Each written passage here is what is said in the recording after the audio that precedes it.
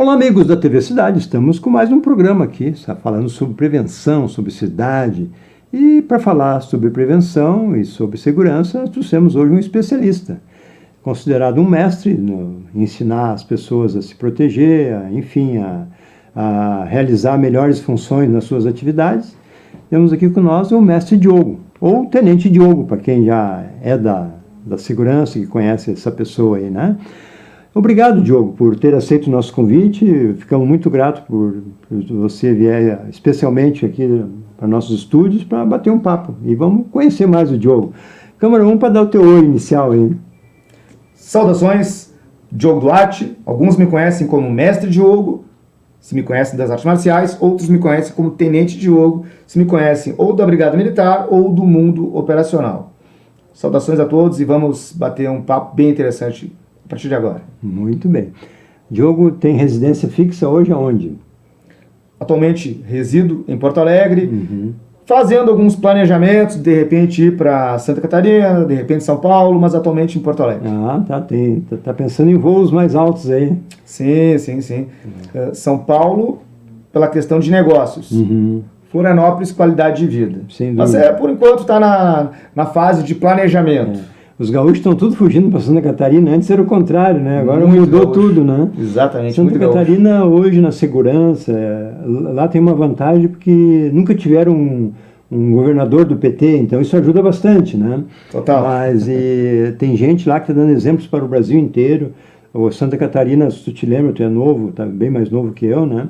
Mas a gente ia lá nos anos 80 para Santa Catarina, o Rio Grande do Sul era um tapete, aí chegava Santa Catarina todo esburacado, né? Ruas ruins, era pobre Santa Catarina.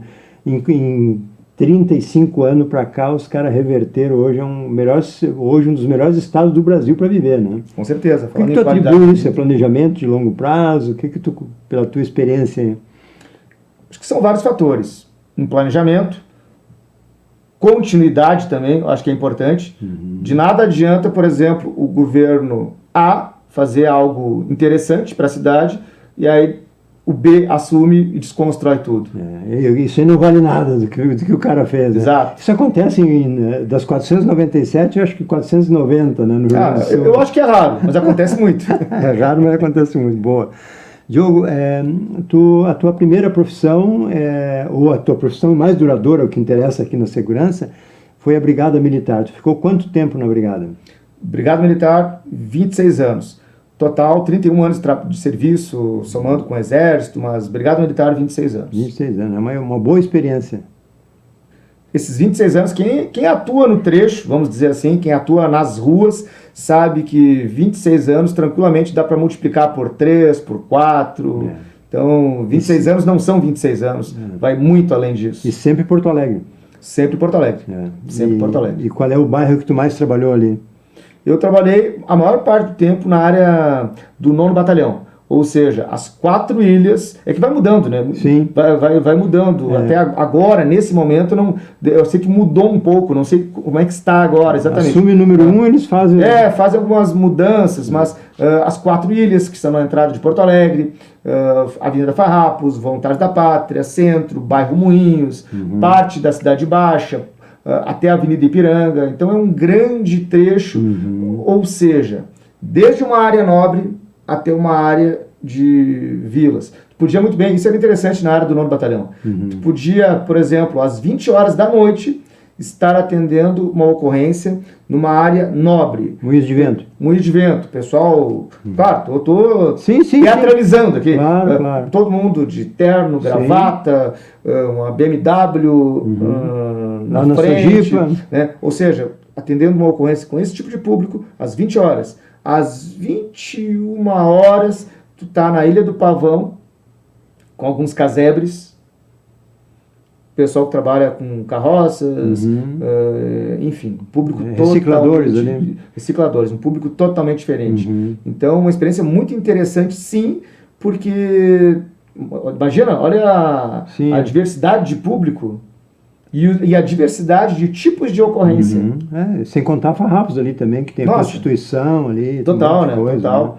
Né? Eu diria que a Avenida Farrapos hoje não é aquilo que era quando eu trabalhei naquela região. Voluntários da Pátria era pior. Digamos assim, eu até diria que hoje, quem sabe, a Voluntários está pior, porque a Farrapos, tu passar na Avenida Farrapos, não tem mais praticamente aqueles prostíbulos, não tem mais prostitutas nas esquinas. Quando eu atuava lá, em cada esquina era 3, 4, 5 prostitutas, vários prostíbulos. Tá, mas e qual o problema disso? Onde tem esse tipo de atuação, tem drogas, tem armas, tem crime. Então era muito mais intenso do que hoje. Era direto roubo de veículo, tráfico de drogas, roubo a pedestres, não grande mesmo, ou roubo com arma de fogo. Então acho que era bem pior. Não estou dizendo que hoje é um paraíso, né? Não vai agora, o Diogo está tranquilo, e vai lá de bobeira. Não é isso, óbvio que não é isso. Mas eu acredito que era pior. Mesmo tendo o fluxo da Secretaria de Segurança ali, não adianta, né? Porque é um prédio onde era um setor administrativo, é um setor administrativo, tem viaturas operacionais, mas viatura está na rua, né? Viatura está rodando. E, como eu falei, imagina toda essa área. Não sei se todos têm essa noção, mas é uma área gigantesca. Só as ilhas já é uma área muito extensa. Imagina todos esses bairros que eu falei. Muito grande. Desde quando que o Diogo virou o mestre Diogo? E por que tu te dedicou a isso? Tu viu a necessidade, a tua vontade de ser um instrutor? Como é que nasceu isso aí, Diogo? Bom, a história é longa. Mas nós temos tempo. Precisar ela aqui. Claro. Eu nunca quis ser mestre de nada, nunca quis ser instrutor de nada. Eu simplesmente gostava de artes marciais. Inclusive, a minha jornada dentro das artes marciais iniciou antes da Polícia Militar. Eu treino artes marciais desde meus 13, 14 anos. Qual era o ramo da arte? Eu iniciei com o Karatê Kyokushin. Comecei com o Karatê Kyokushin. Eu sou de Santana do Livramento, fronteira com o Uruguai. Na época, nem lembro que ano era aquilo. Sim, faz tempo. Faz um tempinho aí. Na época não tinha tantas artes marciais disponíveis que nem hoje. O que tinha na época? Karatê, judô e Kung Fu. Boxe. Pouco, Eu não lembro muito do boxe na época, assim, em Santana do Livramento. Eu lembro de karatê, judô e kung fu. Eu optei por fazer o karatê Kyokushin, que é um dos mais agressivos que tem. Para quem não conhece, o Kyokushin ele é muito agressivo. Bruce Lee, nada a ver? Não, é pancadaria mesmo. Por exemplo, Shotokan é um estilo um pouco diferente. Os golpes, eles marcam, ou seja, tu para o golpe antes de acertar no teu colega, no teu oponente. O Kyokushin, tu vai lá e derruba mesmo. É pancadaria mesmo. Então eu comecei com Karate Kyokushin, depois tive algumas experiências com Kung Fu, Wing Chun, treinei um pouco de boxe tailandês, treinei boxe depois também. Fui migrando, fui experimentando, mas tudo isso era só pra mim. Eu gostava. Sofri bullying na época. Não existia essa palavra na época. Não, na época era gozação mesmo. Tu era tipo assim, tu era boca aberta mesmo. Tu era um tapado. Um tapado, literalmente. Um otário. Eu era um tapado. Eu era. Mas por quê? Por causa da estatura? Por causa do... Não, eu era tímido. Normal. Era os caras pegam no pé. Um cara tímido, não tinha boca pra nada. E alguém tinha que sofrer o pênalti, né, cara? Alguém tinha que tomar ali, alguém tinha que tomar. Aí então.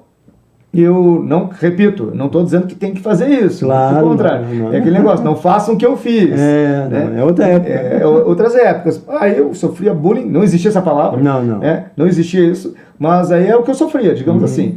E aguentava lá tranquilo, na minha, até que um belo dia eu dei um soco no cara.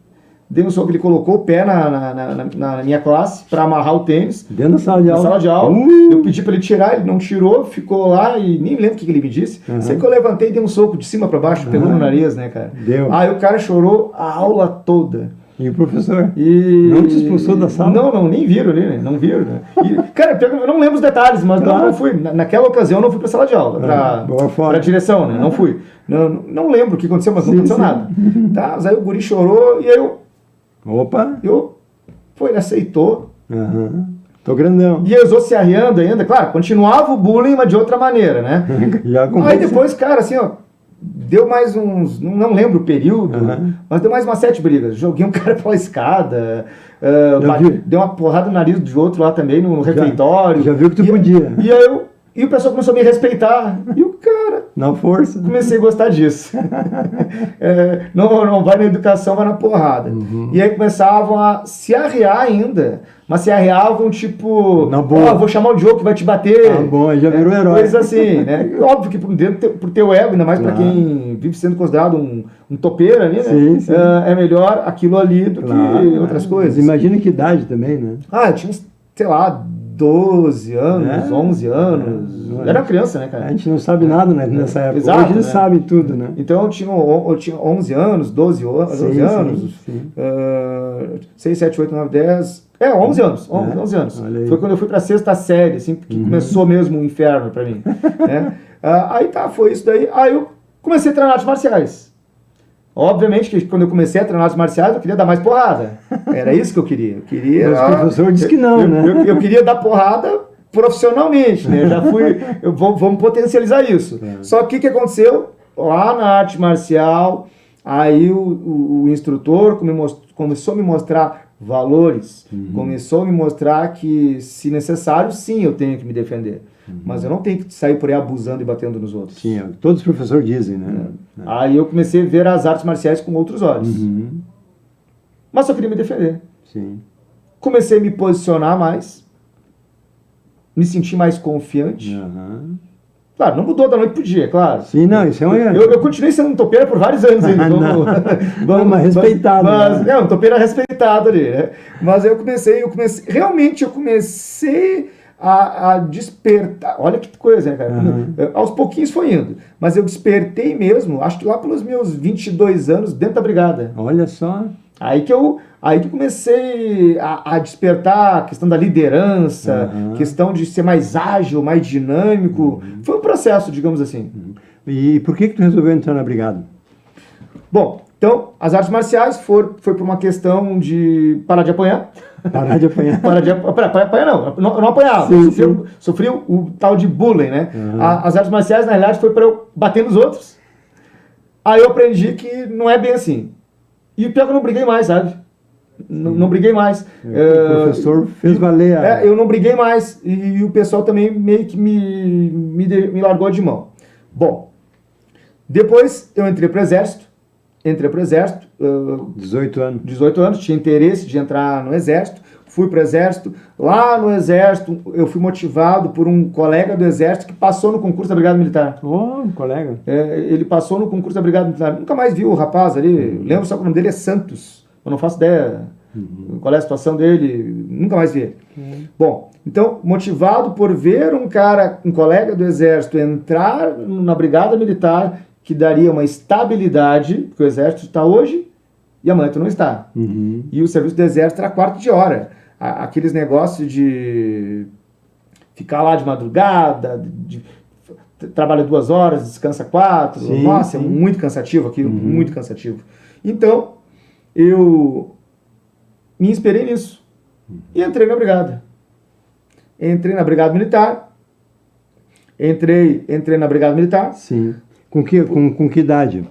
Cerca de 21 anos. Entrei na Brigada Militar, creio que devia ter mais ou menos uns 21 anos. Eu saí do Exército para entrar na Brigada. Eu saí do Exército numa sexta-feira e entrei na Brigada na segunda. Mas passou bem, então, no concurso também?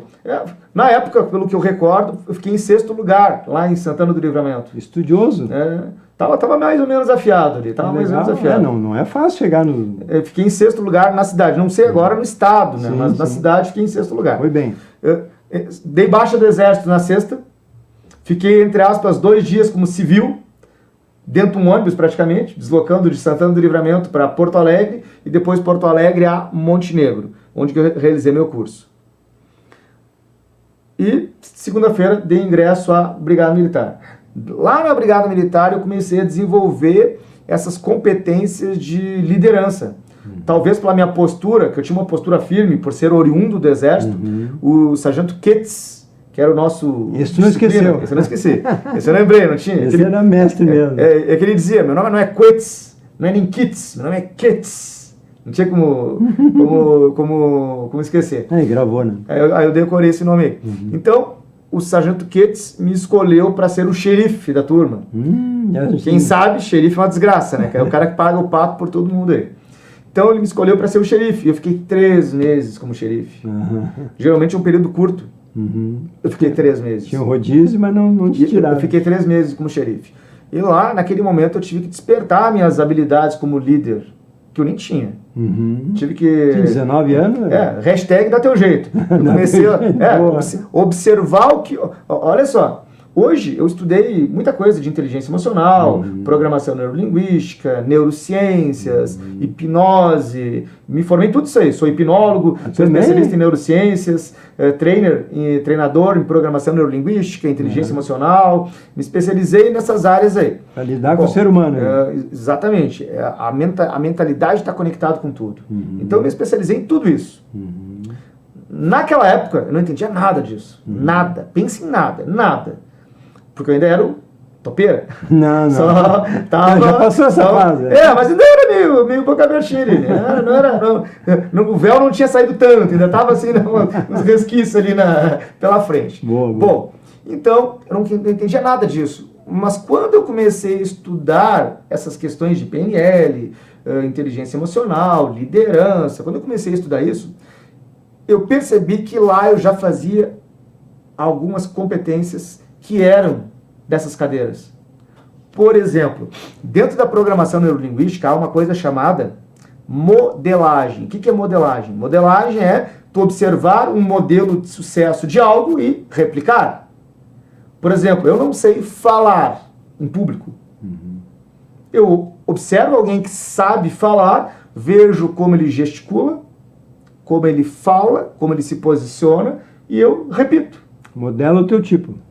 Legal. Exatamente. Eu modelo. Depois, com o passar do tempo, tu desenvolve teu estilo. Mas, no início, é repetição. E o que eu fazia naquela época? Eu nunca tinha ouvido falar nessa expressão modelagem. Eu estava executando uma técnica de PNL, ou seja, modelagem. Eu olhava, por exemplo, como o Sargento Ketz executava e eu repetia o que ele falava. Boa. E, claro, depois fui dando a minha pitada, meu tempero. Então eu comecei porque, afinal de contas, eu era o líder. Eu também tive que aprender outra coisa, que é uma competência de liderança. Eu tive que aprender a dizer não.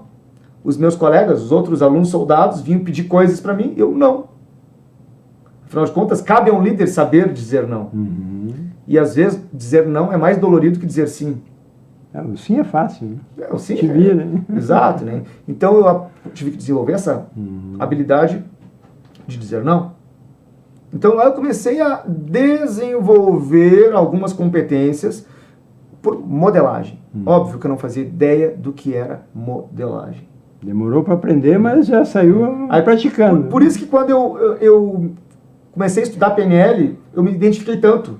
Porque eu estudava aquele conceito, aquela técnica, aquela estratégia, e aí cara, isso aqui eu já faço. Só que eu não sabia que se chamava assim. Já tô dentro. Tô dentro, isso aqui faz parte de mim. Legal. Tá? Lá que em outra vida, quem sabe eu já era instrutor de PNL. Para quem acredita em outras vidas, quando viu, já era um mestre em PNL, não sabia e veio. Mas enfim, então eu entrei para a Brigada Militar, passei comecei a trabalhar, depois de formado, eu estou citando alguns marcos da minha vida. Sim, lógico. Um dos marcos foi o posicionamento, quando eu sofri o bullying e me posicionei. Quando eu estou falando de posicionamento, não estou falando de bater nos outros, tá? Muito embora tenha sido o que eu fiz. Né? Mas isso quando era criança. Tinha 11 anos, 11 anos. Uma criança. 11 anos, anos 80, outros tempos, né? Outros tempos, anos 80. Nada de YouTube nem celular. Né? Nem pensar, né? Então, me posicionei, mas bater nos outros não é a única maneira de se posicionar. Claro. Né? Tem outras maneiras mais prudentes, mais para os tempos de hoje, de se posicionar. Mas ali foi um marco, posicionamento. O outro foi a liderança. Quando eu entrei para a Brigada Militar, jogaram no meu peito, tu é o xerife. Como assim o xerife? Tu é o xerife, tu que manda e tu é ocupado por tudo que houver a partir de agora. Que boa posição. Então, ou seja, liderança. Depois eu fui para a tropa, depois de formado, fui para a tropa, comecei a trabalhar num grupo de patamo. Que é um patamo? Patamo é patrulha tático móvel. Patrulha tático móvel. Seria equiparado às patrés, patrulhas especiais, atualmente. Ou seja, quem vai para a rua para aprender. Tu vai para a rua, o teu objetivo é ir nas piores ocorrências. Geralmente, naquela ocasião, o pessoal trabalhava 4 policiais militares dentro de uma Blazer, todos de boina preta, todos com melhor equipamento, mas todos indo para a pior ocorrência. Mas com um treinamento diferenciado? Sim. Sim. Não um treinamento adequado. Mas Estou falando da época. Hoje as coisas evoluíram. A Brigada Militar evoluiu muito em treinamento. O BOP, entre outros integrantes da Brigada Militar, realizam muitos treinamentos para a sua tropa. O atual comando está de parabéns, inclusive, sou sincero em dizer isso. Legal. Né? O atual comando está de parabéns.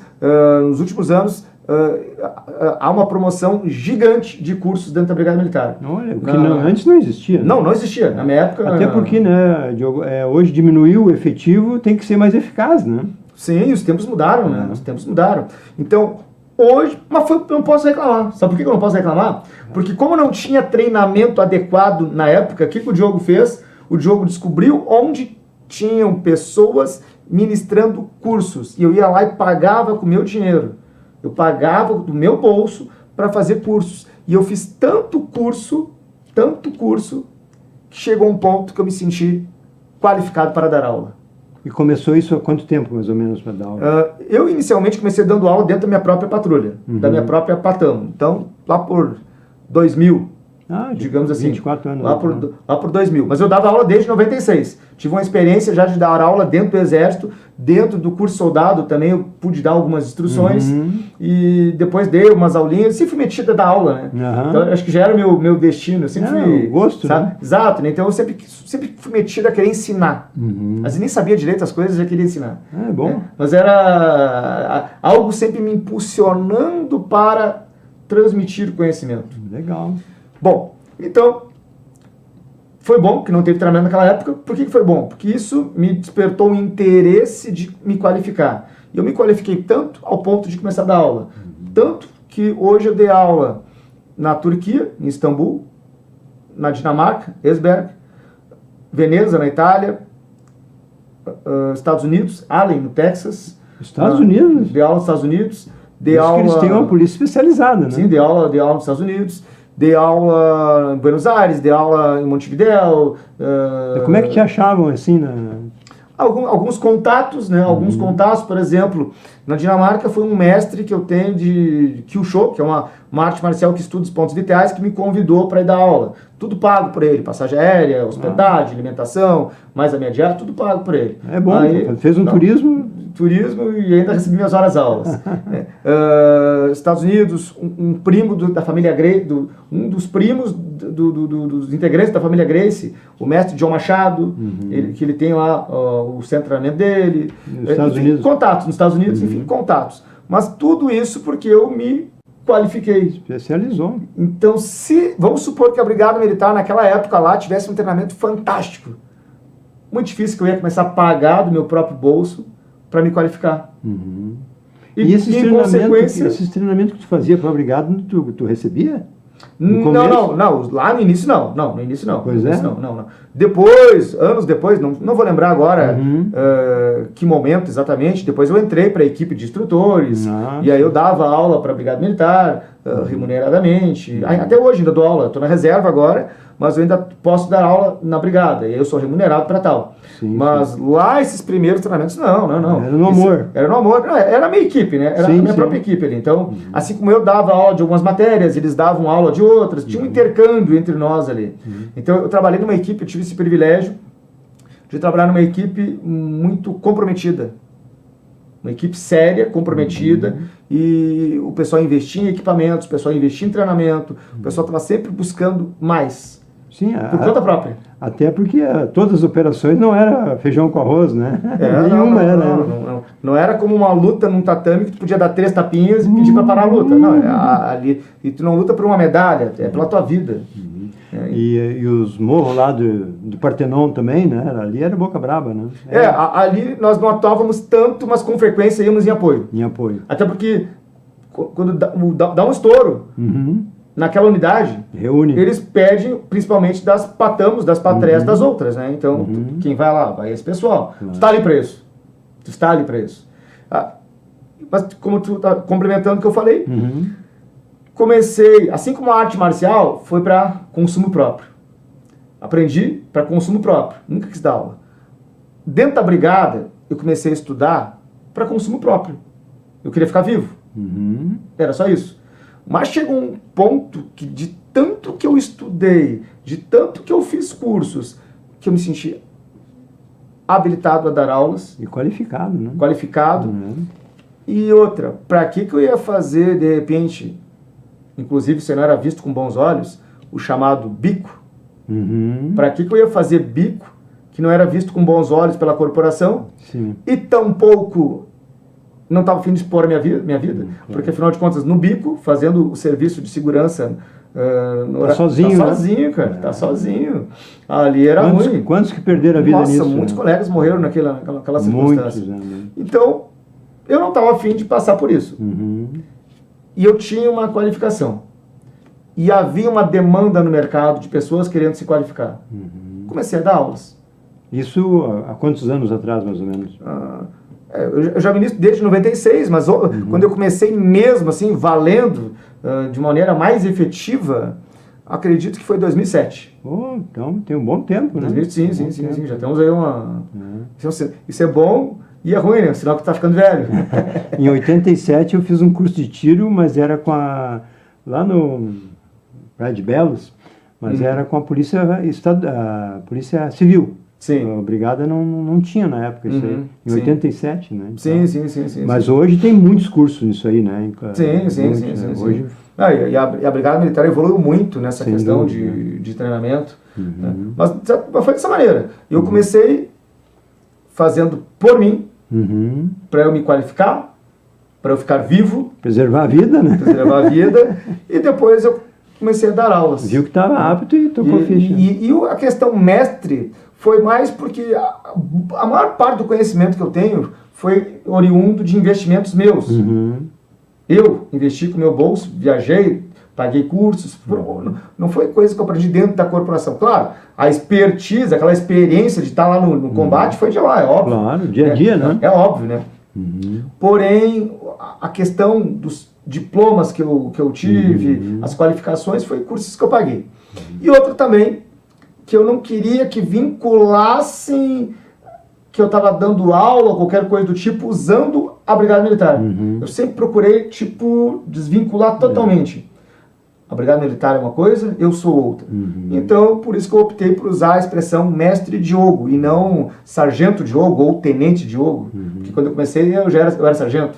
E quanto tempo de brigadiano normal, né, de soldado para sargento dentro da brigada? Mais ou menos quanto tempo? Eu fiquei 8 anos como soldado. Depois fiquei... Não recordo agora direito, teria que contar os dedos aqui. O sargento é o cara que carrega o piano, né? Sim, tá. A vida toda, né? Ele vai ter que abraçar, ele vai ter que executar também. Ele é o que tá ali. As minhas melhores histórias, eu sou tenente. Hoje eu sou primeiro-tenente, mas as minhas melhores histórias são como soldado e como sargento. Sim. Como tenente eu tenho pouca história para contar, sinceramente. O sargento sempre foi o que levava o carrinho de mão, né? É o elo. É o elo. Sargento, inclusive, é uma peça que serve para, acho que na marcenaria, se não me engano, ele serve para unir. Não sabia. Legal. O oriundo disso. Então o sargento é para isso. Olha só. Ele é um elo. Né? Sendo redundante, um elo de ligação. Sim, o elo já liga, né? O elo já liga. Hoje tem bastante capitão, né? Que comanda, né? Mas o sargento desde sempre foi o... até pela experiência. Né? Até porque para chegar em sargento, tu já tem que ter alguns anos de soldado. Já fez muita besteira como soldado. Já aprendeu lá. Já errou um pouco. Já errou um pouco, né? E às vezes o cara vai lá, faz um curso de capitão, vai pra rua como capitão. Mas aí não tem a experiência ainda, né? Claro, a grande maioria sabe disso. Sim, é normal. Essa consciência, né? Diogo, aproveitando o teu conhecimento, assim, se nós pensar em segurança no mundo, quem é os melhores policiais no mundo? É o israelense ou nada a ver? Primeiro, existem muitos mitos. E é relativo essa questão de melhores. Tu pode pegar, por exemplo, dizer que nem muita gente fala, o policial inglês é o melhor, nem arma usa. Sim, mas vai olhar a população deles. Olha o perfil da população deles. É um perfil que permite aquele profissional estar desarmado, né? Mas em termos, porque agora tem a invasão lá. Exato, né? não. A Europa já não é mais a Europa de antigamente. A Europa lá o pessoal vai fazendo as migrações ali, então... muito forte. Muito forte.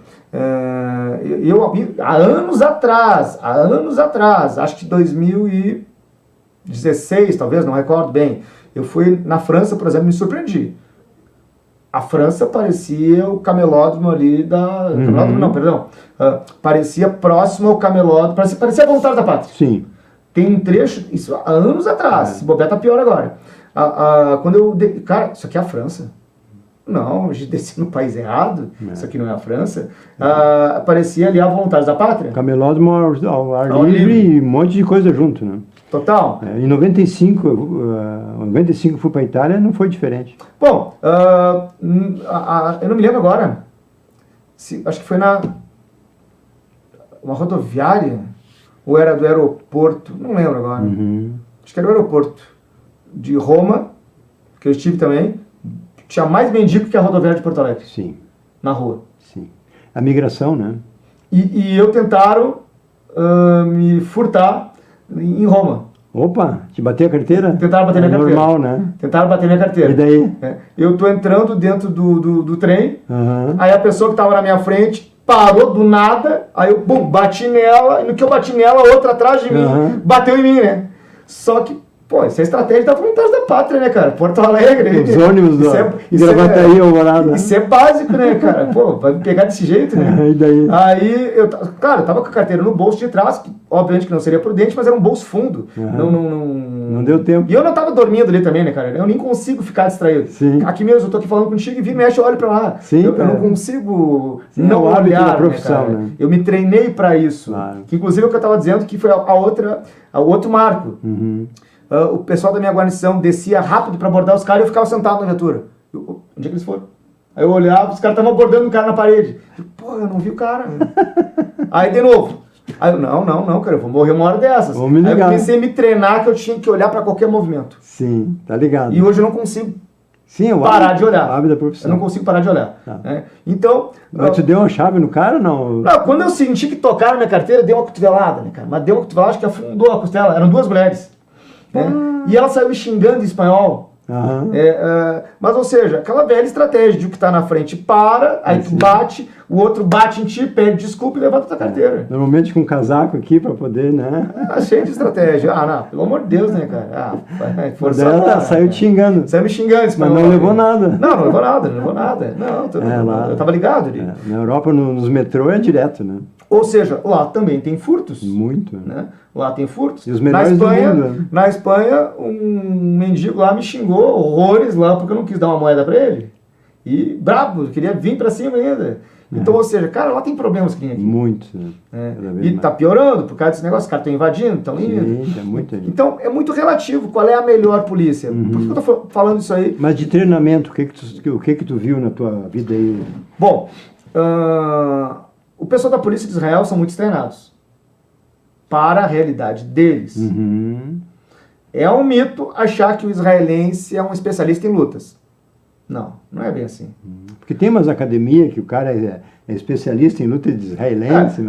Eu, por exemplo, o meu carro-chefe é uma arte marcial israelense. Que é o Kapap, não é o Krav Maga. Só que o Kapap ele tá mais aproximado do jiu-jitsu do que o Krav Maga. Tem até uma piada que é do jiu-jitsu, mas a gente pode usar ela para Israel também. Por exemplo, tem muito brasileiro que sai daqui, vai para os Estados Unidos lá e dá aula de jiu-jitsu, né? Aí diz que assim, o cara entra aqui, vamos dizer que o cara está em Porto Alegre. O cara entrou em Porto Alegre no avião com a faixa branca. Quando chegou ali para São Paulo, ele já está na azul. Quando está lá pela Amazônia, mais ou menos, ele está na roxa. Quando ele chegou no Panamá, que é onde faz esqueci a expressão. Translado. Translado, sei lá, enfim, não lembro a expressão correta. Aí ele já está na marrom. Quando ele desce lá... Faixa preta. Nos Estados Unidos é faixa preta. E aí todo mundo vai acreditar que esse maluco é faixa preta. Sim. Por quê? Ninguém sabe a história dele, o histórico dele. Sim. Mas é um brasileiro, faixa preta de jiu-jitsu que... E pegaram fama com os Gracie, etc. Sim, aí, né? E Israel não é muito diferente disso aí. O cara vem de Israel, vem pro Brasil, diz que era do exército de Israel, e era instrutor de Krav Maga lá. E aí ele chega aqui como um mestre. Aí ninguém para investigar, o cara fala com a língua meio enrolada, o cara realmente serviu no exército. É no tatame que vê o cara. O cara tem uma foto lá do exército de Israel. Né? Então, o que acontece? Muitas vezes o cara serviu no exército de Israel, mas o cara era cozinheiro. Boa. É no ringue ali que dá pra ver o cara. Com certeza, na hora de tatame. Mas o cara era cozinheiro. O cara não tem uma experiência real. Sim. E outra, Krav Maga é um programa básico de defesa pessoal. Tem instrutores de Krav Maga excepcionais, mas tem alguns que só sabem o básico. Como em tudo, né? Como em tudo, né? Como em qualquer coisa.